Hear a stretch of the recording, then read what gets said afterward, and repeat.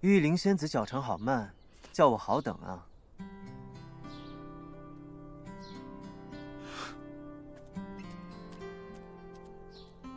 反了。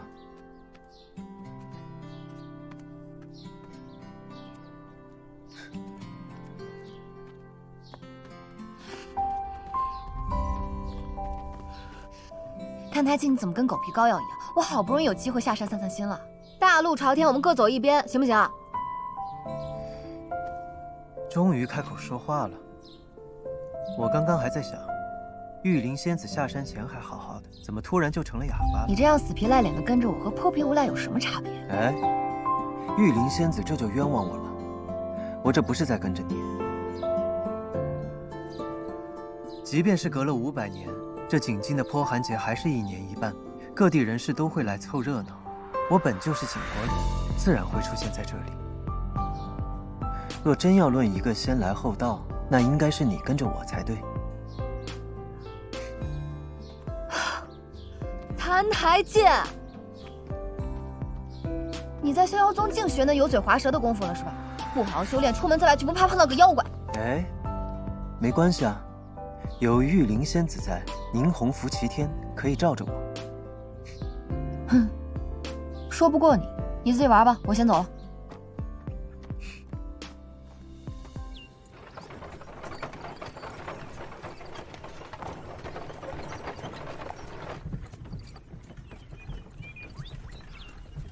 也不知道小师妹如何了，出来了这么久，该回去了。不如就当这景京是最后一站。如果还是不能忘掉素素，我便去找师父颜面。公子着急去景京吗？嗯。这么急着去景京做什么？除妖？我是去寻找一个答案。不过路见妖魔，自然是要出的。萧离，如今我也是妖仙了，你若是知道，不知会是什么表情。墨女听闻景王悬赏天下术士除妖，那景京妖怪似乎凶恶得很，公子此行务必要小心。你看吧，你一来景京就闹了妖怪，有你在，果然没什么好事儿。那玉灵仙子可得赶快除了那妖怪，不要堕了自己的威名。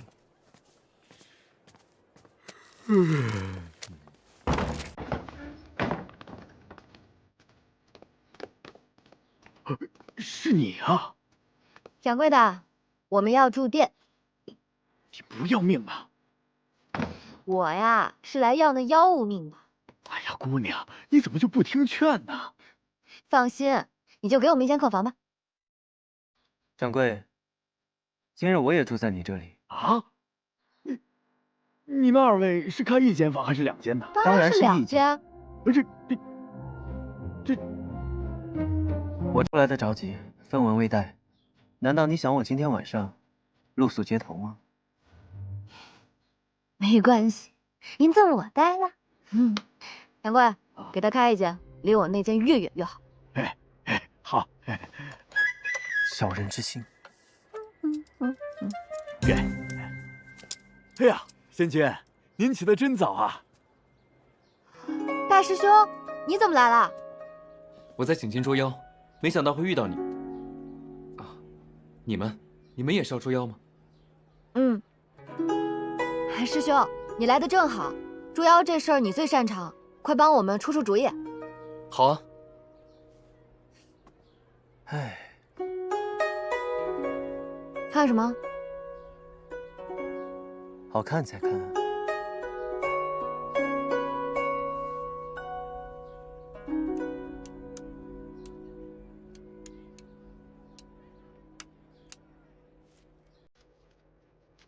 所以，根据景京百姓所提供的线索，和我们现在所了解到的情况，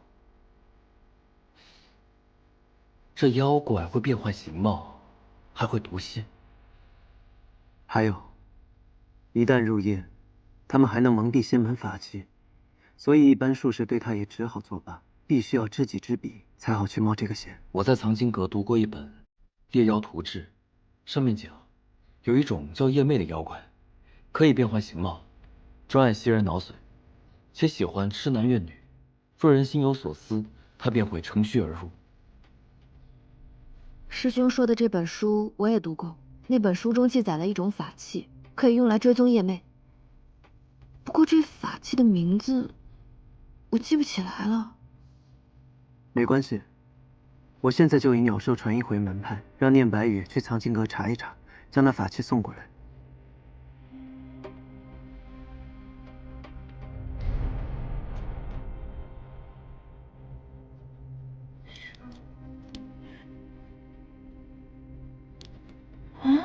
我明明记得就在这附近的书架上啊。哎，你看那个，是不是他们找的那个书？啊！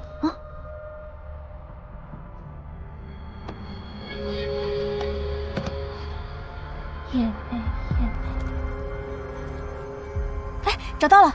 夜魅嗅觉灵敏，可嗅到人心所惧所爱。嗅觉灵敏，必然惧怕强烈的味道，可以沿途泼洒符水，来限制夜魅行动范围。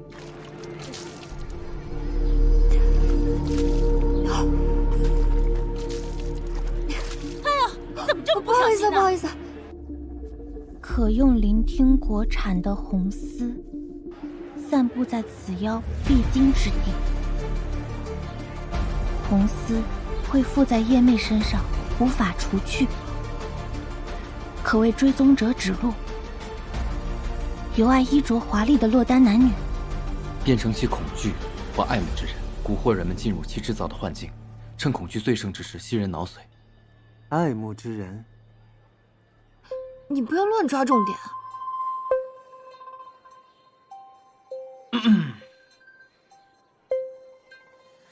然后我们三人分头行动，在未洒符水的街道上守株待兔。景京有条三岔路，只有一个出口，便由我守在出口，定让他无处可逃。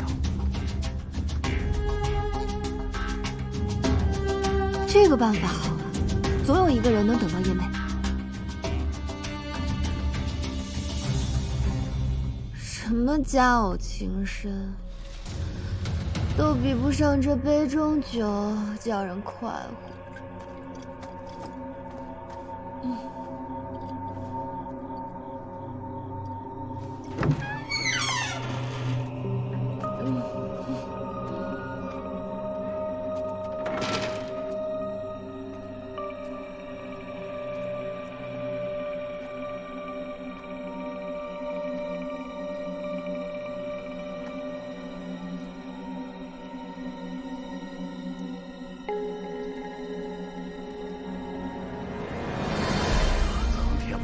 神明保佑，苍天保佑，神明保佑！千万别出什么岔子，我手上就这么点基业，可别都毁了呀！小美人，乖乖入睡。告诉我你爱慕什么，恐惧什么，别忘了把另外两个拖住，别让他们坏了我们的好事。放心吧，司营大人。属下这就去办。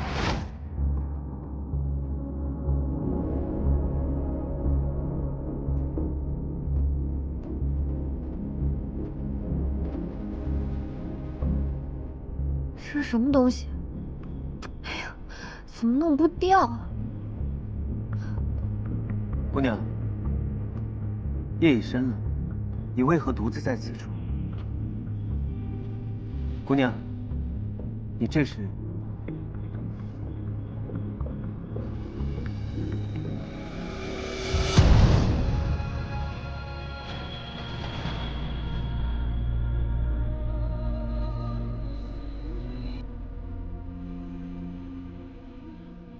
娘子，原来你在这里。怎么，就一会儿功夫不见，就这么想我啊？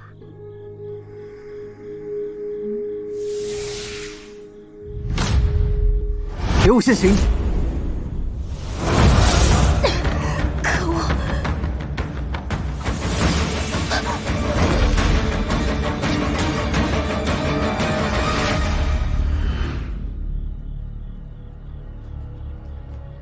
不知道他们俩那边怎么样了。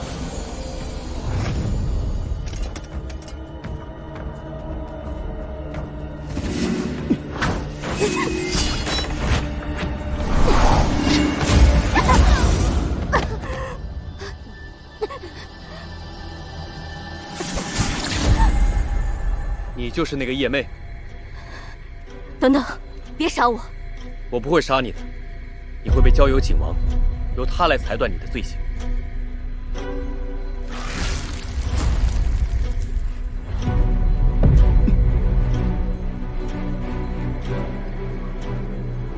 师兄，你心中的那个女子，我曾见过。想不想知道她的事？你们从小一起长大，照顾她的是你，陪她读书修炼的是你，等了她10年的也是你，就连你师父也觉得你是个值得托付的人。妖言惑众！我喜欢他，与任何人都无关。他喜欢谁，谁喜欢他也与我无关。收！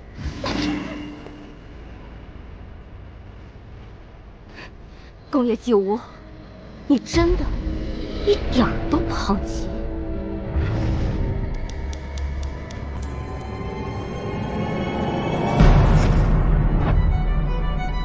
那苍九民曾娶她为妻，与她同床共枕。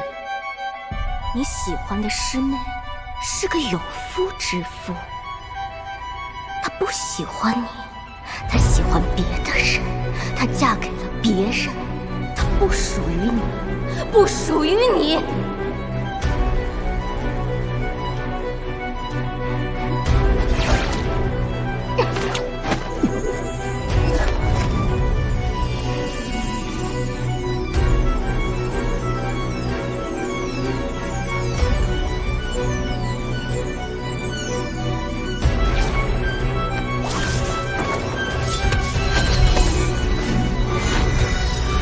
宫野纪无，算你运气好。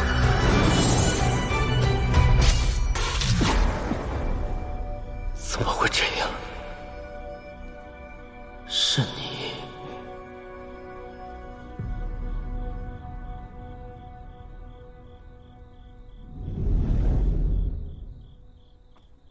这里有打斗的痕迹。糟了，苏苏。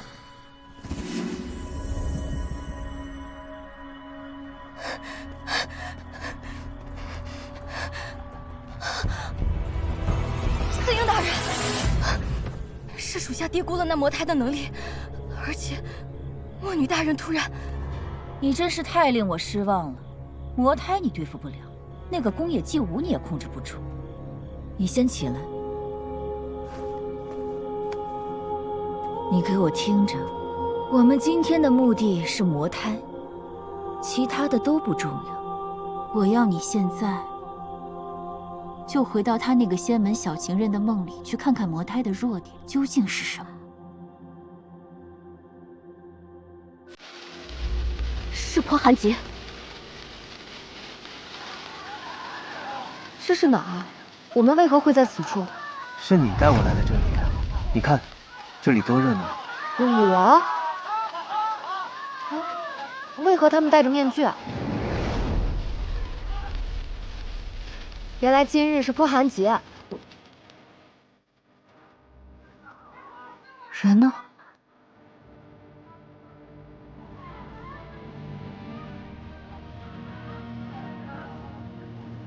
澹台烬，这是我。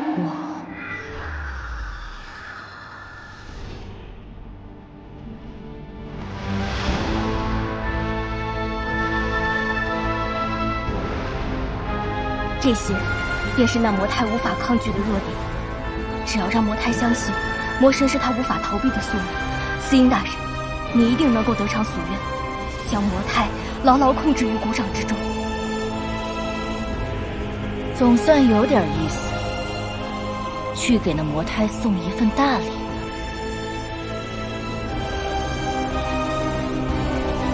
我怎么会在这里？这是荒渊，我怎么又回到了这里？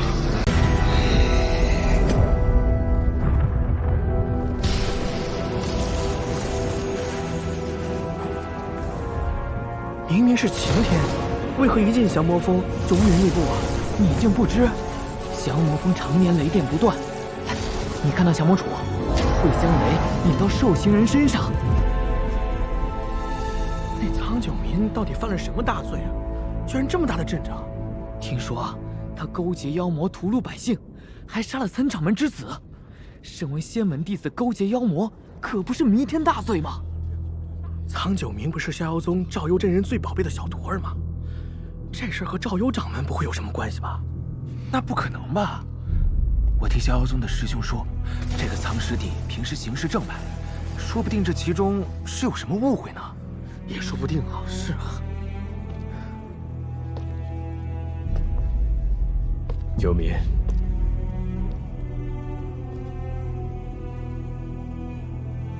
师父。九民，我只问你，是你干的吗？不是。好，师父信你。岑掌门暮年丧子，悲痛成狂，要将你问罪处刑，今日恐怕难以善了了。师父，是我给逍遥宗添麻烦了，对不起。世间自有公道，我相信清者自清。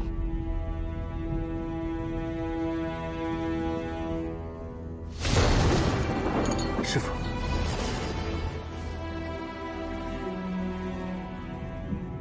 苏苏她怎么样了？她身受大量魔气侵蚀，现在还没醒来呢。小师妹是无垢灵体，体内怎么会积聚这么多的魔气？小师叔一直昏迷不醒，掌门还被召去了逍遥宗。师父，我们应该怎么办啊？他性命暂时无碍，只是魔气积存体内，一时无法排除，不知何时才能醒来。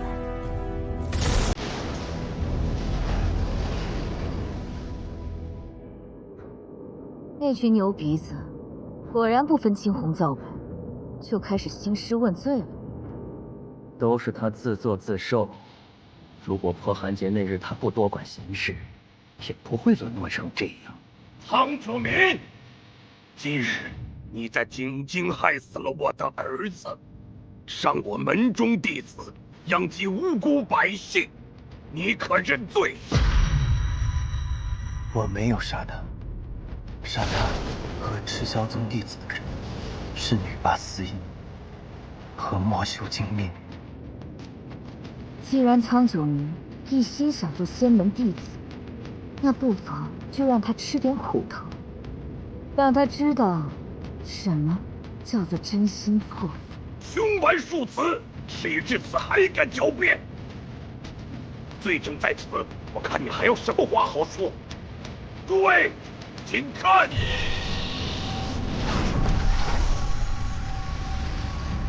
请尊上随我二人返回荒渊。何去何从，我自有决断。你们二人的心意我也明了，你们先回去，待时机成熟，我会再次前往荒渊。何时才是时机成熟？好你个苍九民，被我逮个正着了吧？只要我将今日之事告知仙门各派，明日不光身败名裂，恐怕还要被绑上降魔台，打得魂飞魄散。快滚！哎呀，真的是他杀了岑灭，真的是九民，就是他害死了少掌门，就是他，他竟敢勾结妖魔，想害重门，这是怎么回事？照养猪里的真的是九民师弟吗？少掌门太可怜了，绝不能轻饶了那凶徒。大家都看到了吧？若非今日被密儿撞破，恐怕仙门各派至今还被蒙在鼓里，不知道逍遥宗竟还窝藏着妖魔。仙门大比之事，我就觉得奇怪，明明只有各派掌门才知道的计划，怎么就让那二魔钻了空子？原来是我仙门之中早就有了奸细。陈掌门，真相还未分明，你怎可断言我的徒儿一定是邪魔呢？九民，无需理会其他，事发当时究竟是如何？当时死因和金灭在城中拦截我，想要认我为主，被我断然拒绝。一派胡言！那二魔统帅魔域，位居魔首，凭什么主动屈尊，认你个刚仙门的初修弟子为主呢？啊！你们信吗？你们信吗？谁信啊？若仙门容不下他，我们正好可以带他回荒渊。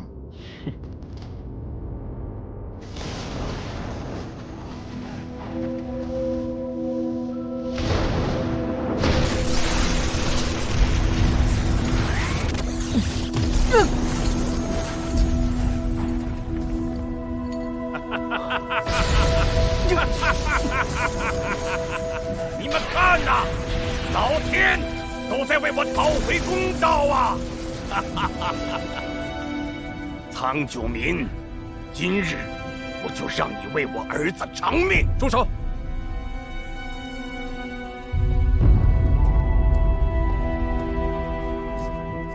今日是审问，不是实刑，你何必如此借势凌人？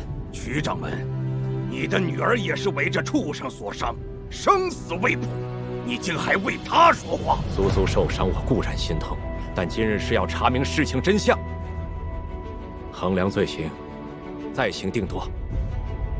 苏苏不知何时才能苏醒，这么等下去不是办法。我在这里照顾苏苏，你快去降魔坊看一下情况如何。是。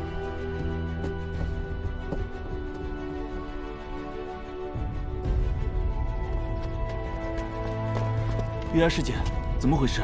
听说景京有魔气伤人，他们抓了苍九明，要在降魔峰将他处刑。降魔峰，糟了，主上的身份暴露了。他的罪行，大家也是有目共睹，还有什么好查的？眼见之事也未必为实，赵影珠中仅存数息之影，未见此事全貌。当时在场百姓众多，大可找来询问一番，看真相是否如岑掌门所想。是啊，不能这么武断啊！生杀大事还需谨慎啊！对啊，我知你丧子之头，但你不能仅凭这些就定我徒弟死罪，这是妄想。你。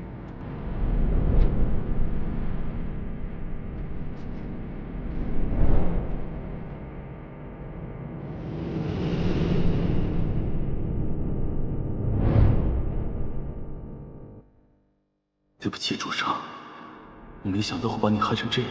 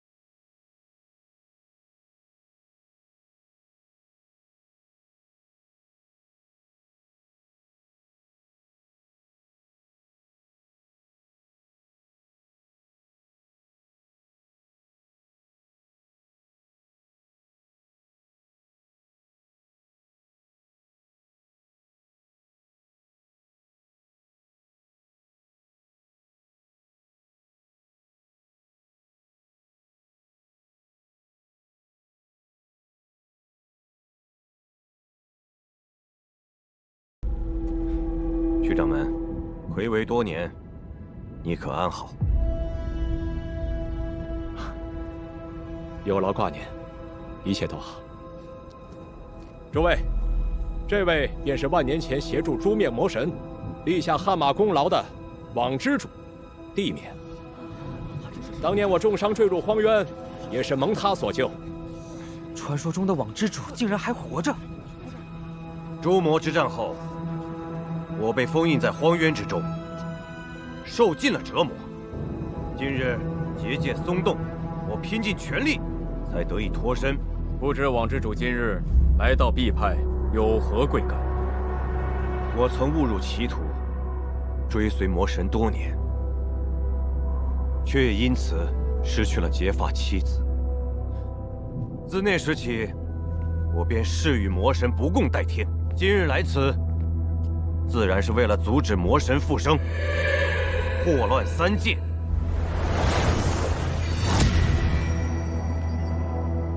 小子，以魔胎的身份，今日终于可以公之于众了。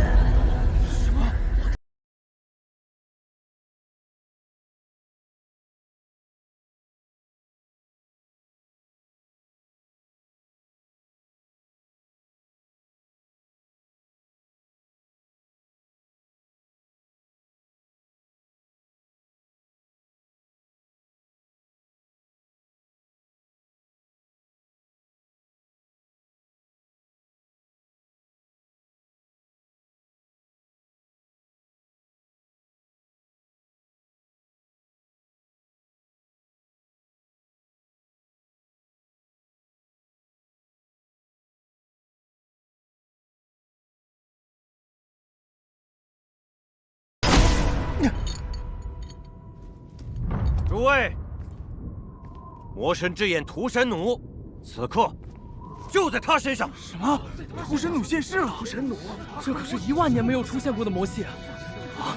屠神弩，魔神的魔气怎么会在他身上？真的是想不到，他究竟是什么来历啊？屠神弩。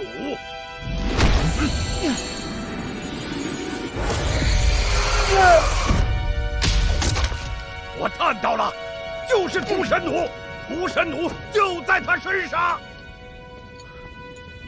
救民，此事非同小可，你要实话实说，不可随便招供。师父，屠神弩的确在我身上。啊！屠神弩怎么会在师弟身上？他自己都承认了，真是还管什么罪不罪的？赶紧趁他现在还没成气候，除掉他！对，杀了他！杀了他！我不会成为魔神，我没有用屠神弩杀人，我没杀人。魔神不死不灭，三界众生不尽，恨苦不绝，魔神便不会永亡。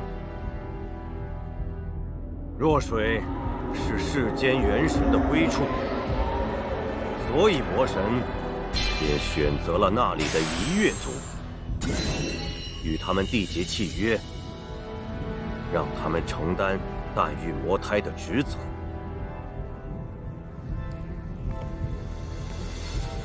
那你告诉大家，你和一月族到底是何关系？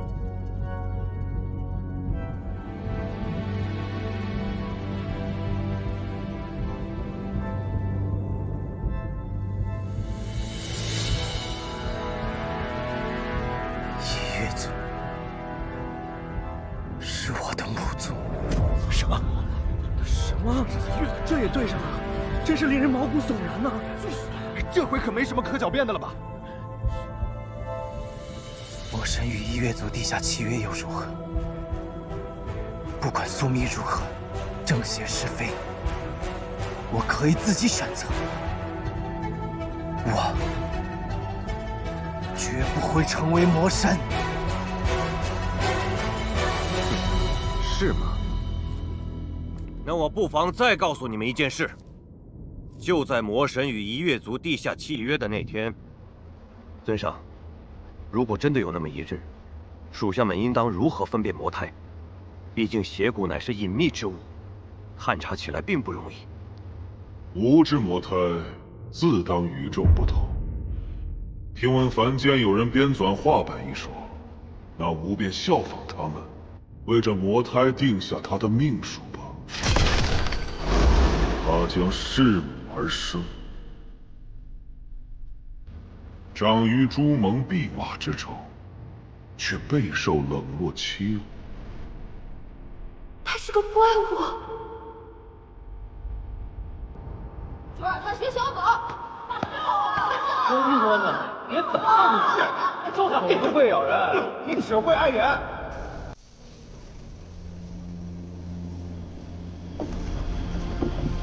大家都看到了吧？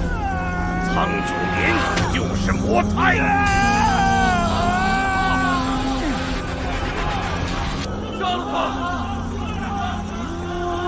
澹台界，即使抽去邪骨，即使修行仙道，又有什么意义？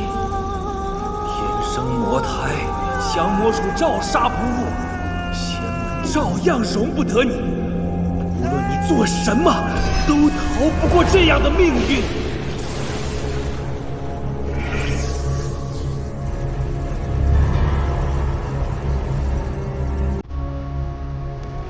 永民，醒醒！不要被他们影响。赵有真人，事到如今，你怎么还偏袒你的徒弟？百姓多数是被魔气所伤，绝非四营精灭一方所为。那日如果不是他召唤魔气伤害的百姓，难道是与他同行的李苏苏吗？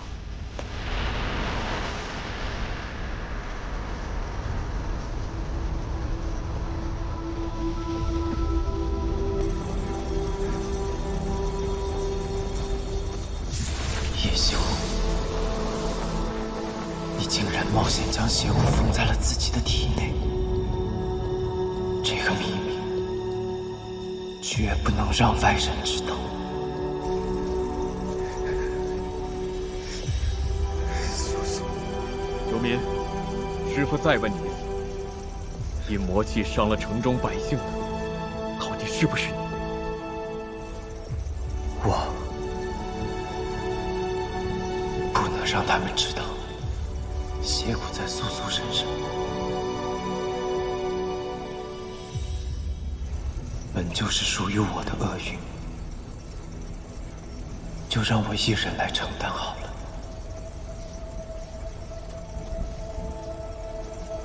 是我用的屠神弩。你看，他都亲口承认了，是我这样的人做弟子，你为什么要这么做？我原本以为今日仙门弟子苍九明救不了他，而且今日要救的也不止他一个。我可以控制住我自己，我以为我可以改变自己的命运，救不了他们，自己选择道路。如果只有魔神可以解救这些星民，苏苏，对不起，是我高看了我自己，我没能关注自己的天性。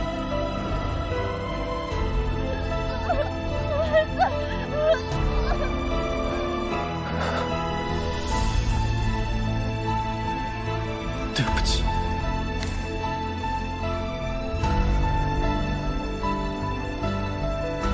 你们杀了我吧！苍九民，还我儿命来！且慢，这魔胎非常狡猾，他身上还有魔气与邪骨，要先将它们取出，并将其牢牢封印，魔胎才可被诛。否则，魔胎身死，邪骨积聚力量达到巅峰。魔神反而会突然复生。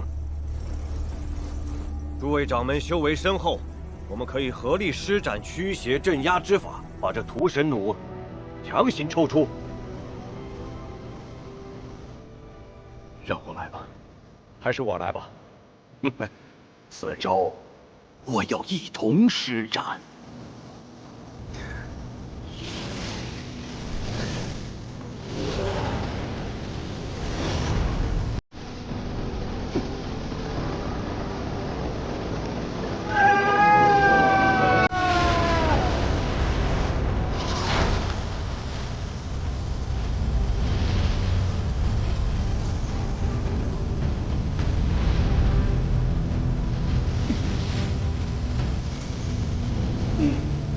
师弟能承受得住吗？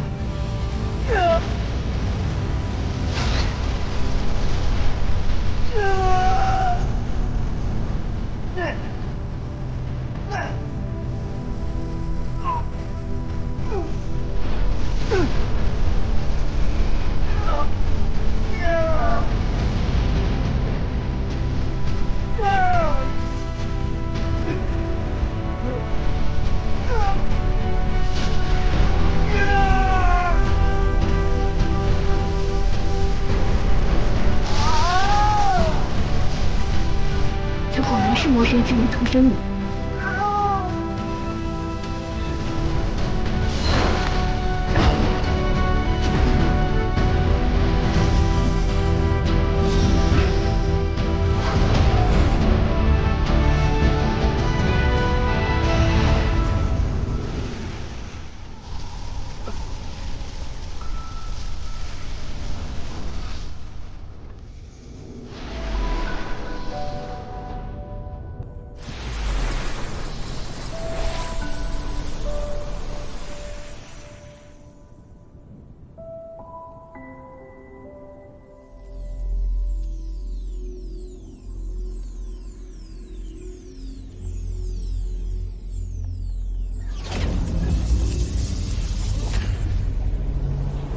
这是哪里？怎么这么多的魔气？苏苏，快醒醒！我怎么会变回叶希雾了？邪骨吸收了大量魔气，正在与你的无垢灵体对抗，快稳住，不能让它失控。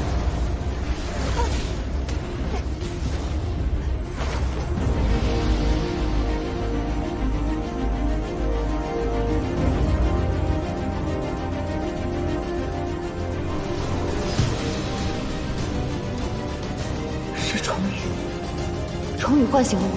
我没有用屠神流杀人，我没杀人。是澹台烬的声音。这些魔气似乎能与澹台烬感应。魔气太重了，根本就看不清。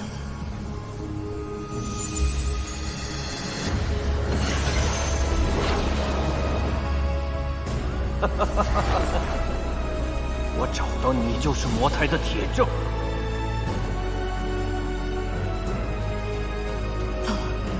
澹台烬的身份被发现了，他有危险。我不是魔神。你们错怪他了，不是他做的。不行，我要赶快去向魔峰救他。澹台烬是被冤枉的。楚雨，我怎样才能醒过来？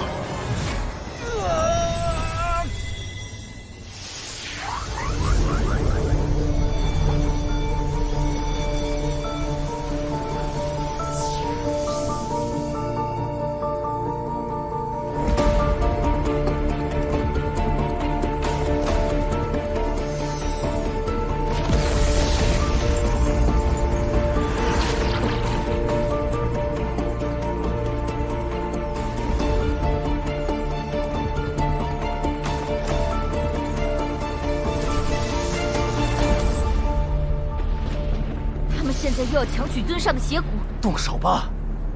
我今日就是死，也不会让他们夺走尊上的邪骨。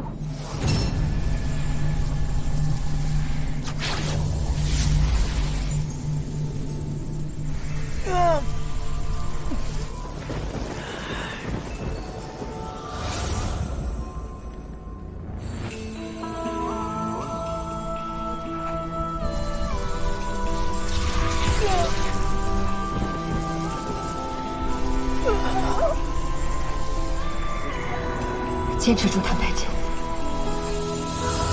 我不会让你不明不白就死掉的。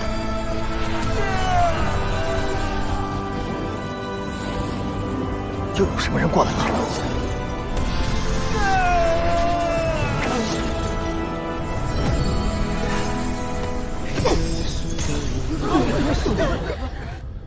给了我怕光的眼，同赤裸。是凉的，是暖的，我只能仅凭直觉揣测。刻下从前身披枷锁，孤单封印在命运豢养的琼楼，千万年寂寞。苏苏，无情无爱般的活着。太好了，你安然无恙。苏苏，你这是李苏苏，你也想包庇这魔胎吗？村长们，苏苏现在还只字未说，不要这么早妄下断言。李苏苏，你到底想干什么？各位掌门，苍9年成不了魔神。哼，李苏苏，汤九民的身份已确认无疑。我念你年幼无知，我可以再讲一遍，他就是魔胎，还私藏屠神弩。即便现在还不是，将来也会堕为魔神。就连他拜入仙门，洗心革面，也是魔神设计好的。苏苏，岑掌门说的是真的。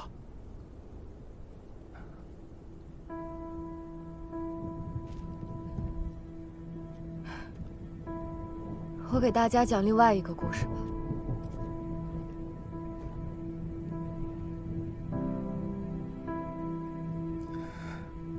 苍九民，原名澹台烬，是500年前景国的君王。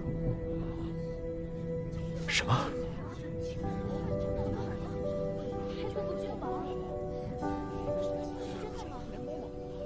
他的确曾是魔胎，也是魔神选定的邪骨之主。但是无论如何，他都不会成为魔神。苏苏，你是怎么知道的？李苏苏，你好大的口气呀！竟敢在我等面前如此妄下定论！诸位今日在此，难道求的不就是一个真相吗？听他一言又如何？哼！因为500年前，不要，我便亲手抽去了他的邪骨。什么？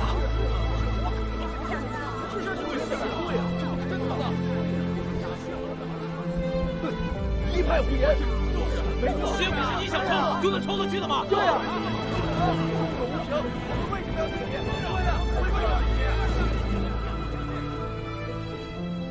没事。各位掌门，苏苏知道空口无凭，不能令大家心悦诚服。听闻赤霄宗有一法器，名为招心玉解，可以抽出一个人所藏的回忆，做不得伪。苏苏恳请借用此法器，鉴别我所言真假。不要，苏苏，不要这么做。这是唯一能将我过往所经之事告诉诸位，让诸位相信的办法。苏苏愿意一试。哼，李苏苏，我看你到底能拿出什么说辞来？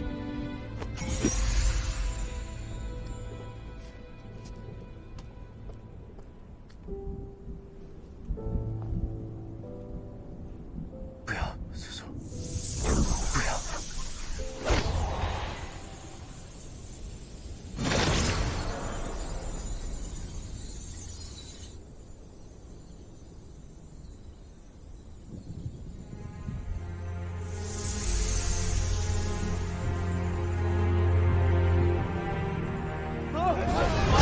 苏苏，来不及了，你必须马上回去。万年前，咒神曾留下破光阵，由我逍遥宗掌门代代传承。我会将你送回500年前的圣国，回去才是唯一的转机。记住，无论看到什么都不要回头，四手三阶就靠你了，明白吗？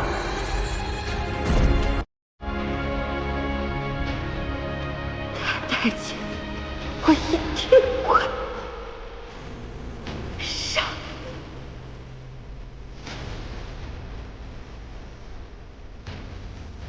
原来果真是这样，原来这就是你一直不愿意告诉我的真相，所以你最怕我死，又最想让我死，所以你今天又要杀我。苏苏，你闭关10年，生死劫已过，莫要多思多虑，好好休息吧。我已将澹台烬身上的邪骨抽离，宿命已断，这世间再无魔神。可倘若这只是一场结束，澹台烬，你真的只是我的黄粱一梦吗？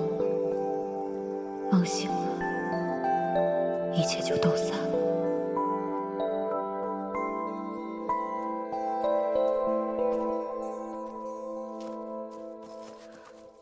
谁在那儿？出来！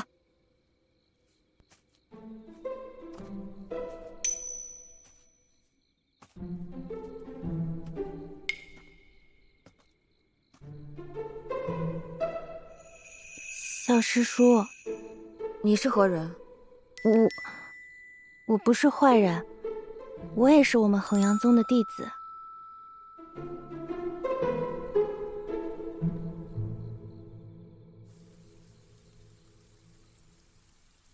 所以你是瑶薇师姐的弟子，之前从未见过我。我自拜入师门，就听说咱们衡阳宗有个无垢灵体的小师叔，可你一直在闭关，只能看见那朵雷云，好奇死我了。可是刚刚看见你，不知道为什么，总觉得好生眼熟啊。这位师侄，你叫什么名字？我叫月牙。小师叔叫我名字便好，或者叫我小月牙也行。你叫月牙？对啊，小师叔，怎么了？我叫岳扶雅，姐姐，是你救了我，对吗？你本名叫岳扶雅，是夷越族人。月牙是你后来改的名字，是不是？小师叔，你好厉害啊！怎么什么都可以算的？扶雅，你为何会来衡阳宗？有一位恩人姐姐救过我，还给我养父母留下一封信，让我有事就来衡阳宗。后来我15、16岁时发了病，到处都医不好，都快要死了。养父母便寻信将我送来了衡阳宗。扶雅，过来。扶雅，你可还记得你那位恩人姐姐长什么模样？恩人姐姐，从今往后你就叫月牙了。岳扶雅这个名字，你只能记在心里，听明白了吗？希望有一日我们能再遇见。你是恩人姐姐？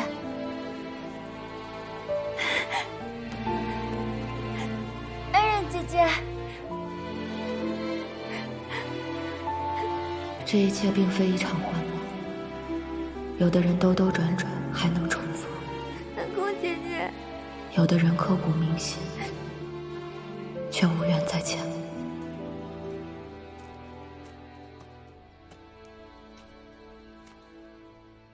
应该就是这里了。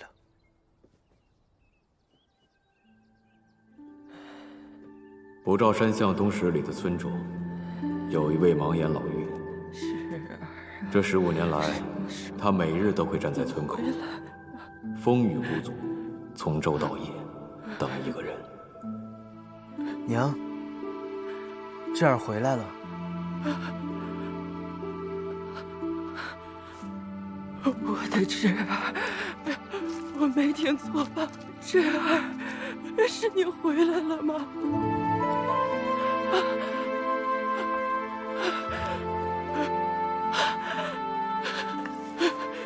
智儿，你真的回来了。老妪的阳寿只剩7天，她一生为善，仙门想在最后了却她的心愿。只可惜，他儿子早已不在。是啊，娘，我回来了。智儿，回来了，先好好休息，娘给你做吃的。当心啊，娘。哎，庞一之说不定知道些什么，我得留在逍遥宗。无论你在哪里，无论花费多少时间，我一定会找到你的，叶修。小师叔，早。你吃不吃啊？小师叔，你不知道吧？这500年，景境变化可大了，我们可以经常下山来散散心啊。哎，你看，那边有个说书的。相传1000年之前，景圣本是一体，后隔江而治，征战不止。一位国君横空出世，才使得两国重聚一统，开启500年盛世。欲知后事如何，且听下回分解。走吧。老叟留步。老叟若不着急，多留片刻，为我再讲一段如何？姑娘想听什么呀？您便讲讲500年前景国的澹台烬吧。好嘞，姑娘请坐。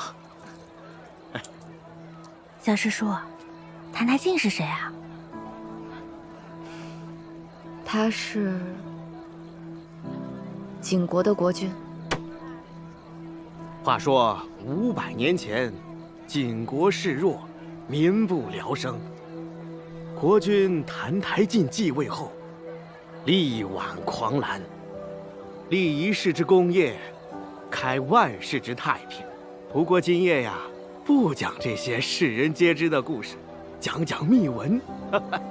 传闻中啊，君王澹台烬有一位深爱的女子，这名女子在史书上只字未留，无名无姓，甚至没有封号，却能够独得帝王的一世恩宠。据说国君澹台烬寿终正寝后，与他那名挚爱女子合葬于澹台王陵。此后500年来，澹台王室子孙众多，世代明君。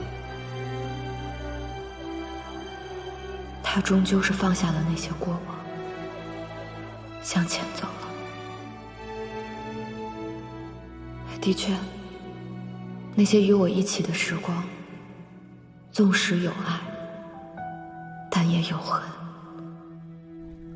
终究是他漫漫帝王路中的刹那烟火，转瞬即逝，不值得留念。我也该彻底放下，追寻属于我的仙途。娘，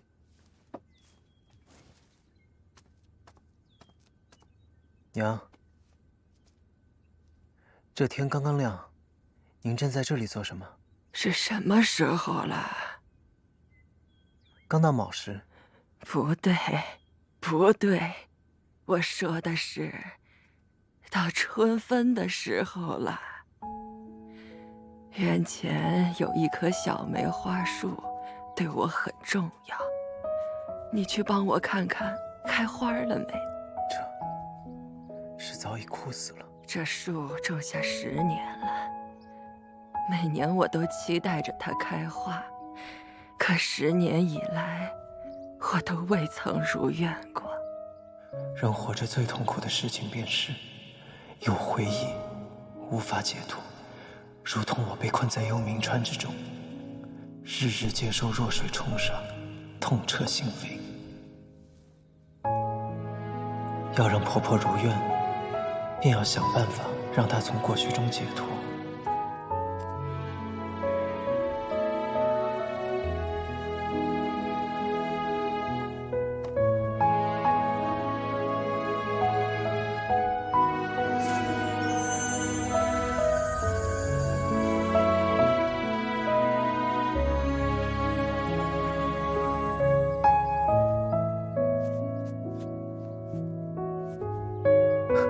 好看，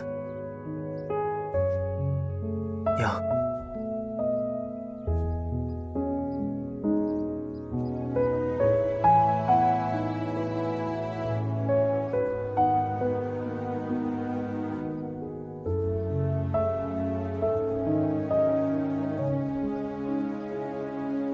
今日便是婆婆阳寿最后一日了，无论如何，我都要让婆婆如愿。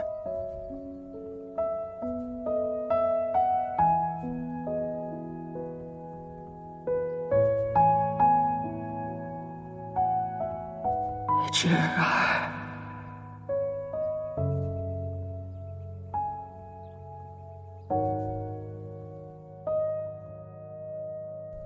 好儿子，你过来，娘有话要跟你说。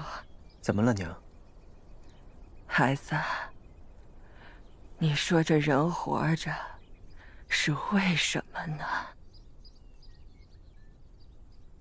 我不知道。这人活着是为了旁人。旁人。若不是为了等我的孩子，我早就死了。若是我也死了，谁还能想着念着我的侄儿呢？娘，我不是在这儿吗？娘眼睛瞎了，可心里明白。娘知道，你不是侄儿。不过你是好孩子，陪我到最后，我老婆子没什么遗憾的了。倒是你，孩子，你家在哪里？可有什么人还念着你呀？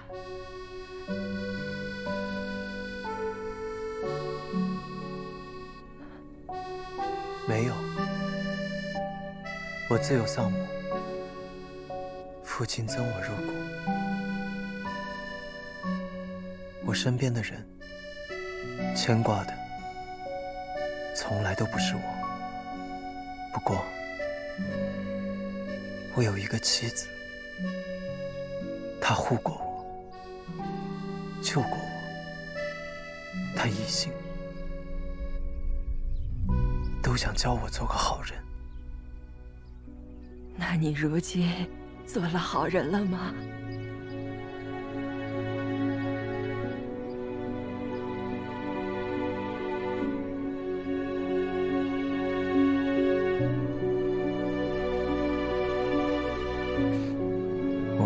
我不知道。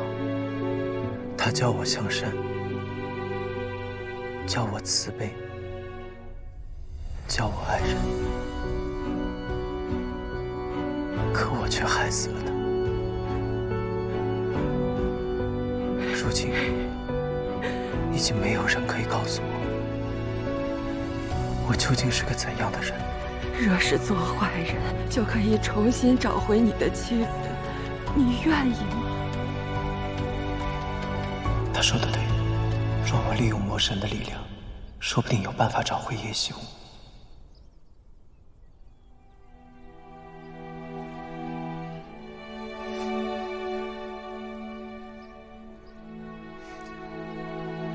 不，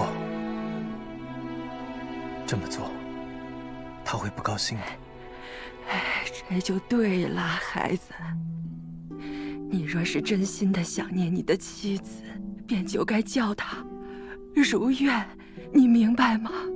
何为如愿？孩子，你看看这周围梅树是不是开花了呀？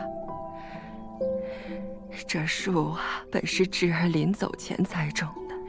他说：“阿娘，等梅树开花的时候，我就回来了。